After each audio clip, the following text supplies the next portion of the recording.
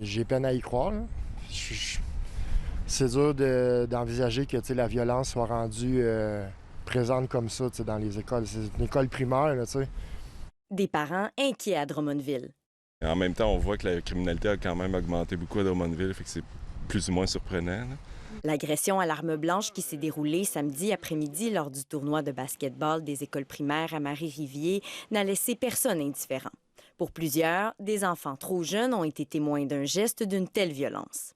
Si jamais les élèves en ressentent le besoin, là, qu'ils puissent consulter des ressources à l'école s'ils ont besoin de parler ou de rencontrer en psychoéducation, on va faire un filet de sécurité puis on va rendre des équipes disponibles à ce niveau. Une cellule de crise est déclenchée au centre de services scolaires d'Échêne.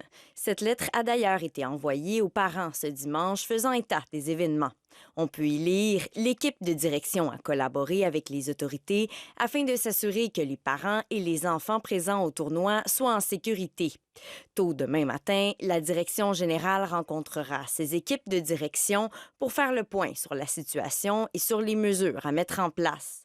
Dès le retour des élèves mardi, des ressources dans les écoles seront prêtes, à l'écoute et agiront avec vigilance.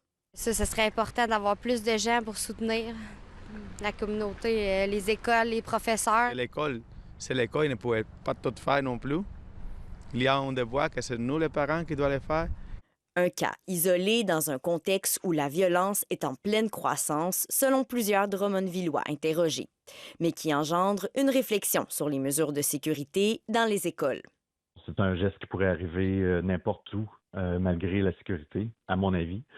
Mais c'est bien évidemment un événement comme celui-là porte à réflexion, puis c'est sûr qu'on va évaluer différentes options. Concernant l'agression, un suspect d'âge mineur a été arrêté. Il a été rencontré par les enquêteurs et est demeuré détenu jusqu'à sa comparution. La victime, également un adolescent, est maintenant hors de danger.